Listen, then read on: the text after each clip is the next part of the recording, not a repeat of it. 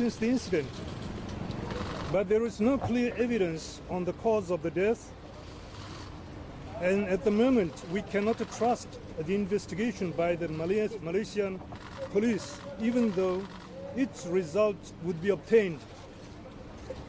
It only increases the doubt that there would be someone else's hand behind the investigation.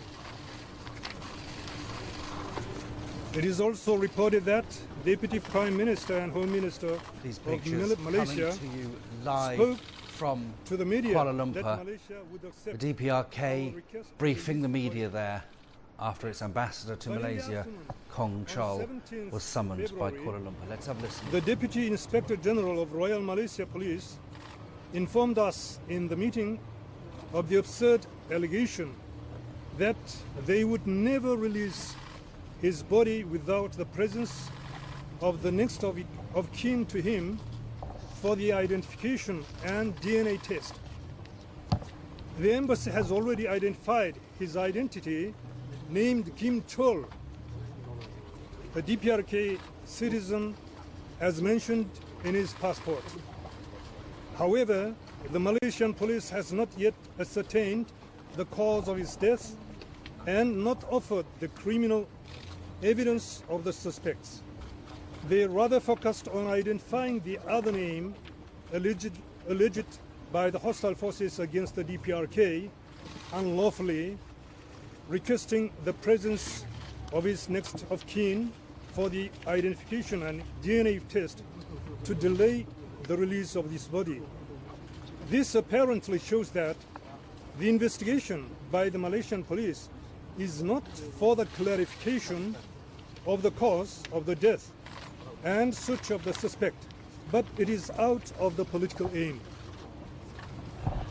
The deceased is not ordinary citizen, but a diplomatic passport holder who is under the diplomatic privileges, which means the Vienna Convention on Diplomatic Relations should be abided by. The request for the DNA sample from the family of the deceased is a preposterous one. Where can we find out the precedent that the body of the deceased with clear citizenship is released after the DNA sample is provided? It is normal to test the DNA to identify the identification and the next of kin of the deceased under the condition that the body was rotted, burnt, or turned into skeleton. As long as the citizenship is clear, his identification is confirmed by the embassy, which is in charge of his consular rights, and moreover, he's a diplomatic passport holder. Such request could be only regarded as a political plot behind the incident. Under any circumstances, the Malaysian law cannot overwhelm the international laws. If the death of the DPRK citizen named Kim Chol is not a natural one and is murdered as alleged by the Malaysian side, the latter should be fully responsible for the murder of our citizen Malaysia. We have the right to request for the investigation result as the victim's side. Particularly, there is an allegation that the arrested female suspects murdered him by poison needles by South Korean media or by daubing chemicals in the face. We demand for the meeting with such female suspects to reveal the truth. And if it is true, what a contradiction that the daubed person has died, but the person who daubed is alive. In this connection, there are so many questions and contradictions on whether he is surely murdered by the female suspects or whether they are the fabricated suspects by the Malaysian police to hide the true cause of the death. Some people say that the suspects are instructed by someone else. We would like to hear from them directly to ensure by whom they were instructed. Up to date, we have been respecting the Malaysian police and waiting with patience for their fair and accurate investigation result. On the contrary, they pinned the suspicion on us and targeted the investigation against us. Now there are so many rumors spread to the public to defame the image of the Democratic People's Republic of Korea. The Malaysian police should bear the full responsibility for that. The one who is beneficial from the incident is the South Korean authorities, who faces the largest ever political scandal, and at the same time this is shown as the attempt of the United States to force the third deployment in South Korea in cooperation with the South Korean authorities. The DPRK, a sovereign country and of the victim, cannot tolerate any false propaganda or criticism against it, and the violation of human rights of Malaysia to conduct the second post-mortem on its citizen. As far as all the happenings clearly show that this incident is politicized by Malaysia in collusion with South Korea, we officially inform Malaysia and international community that we suggest the joint investigation on this incident for its clear clarification.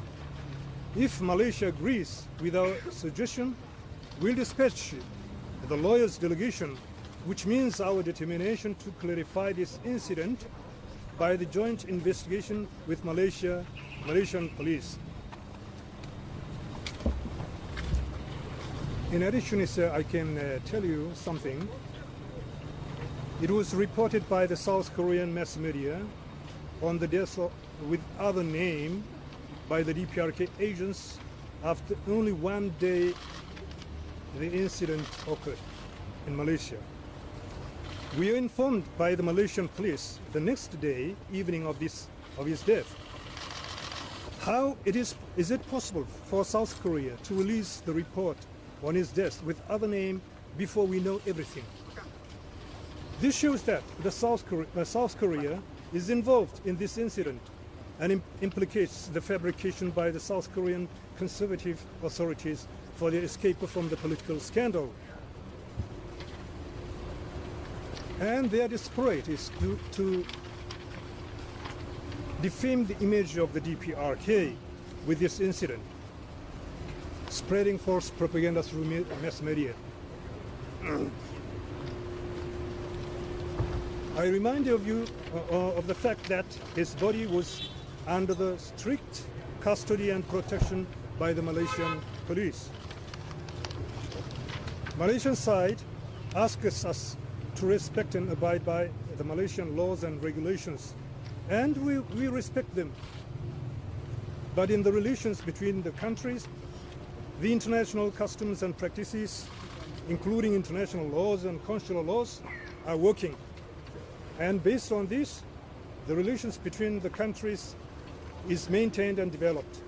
If each country holds fast to its own laws, there will be no proper relations to be maintained and developed between countries.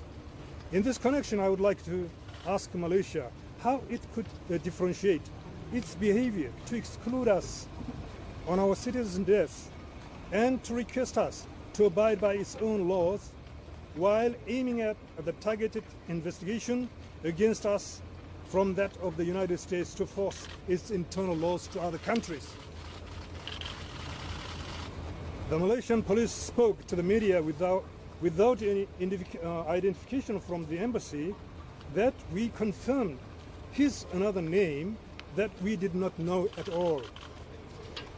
Moreover, the Deputy Prime Minister and Home Minister of Malaysia has told in an interview on 17th of February that she was reported by the police that our citizens of another identity was confirmed by the embassy compared to the documents issued by us.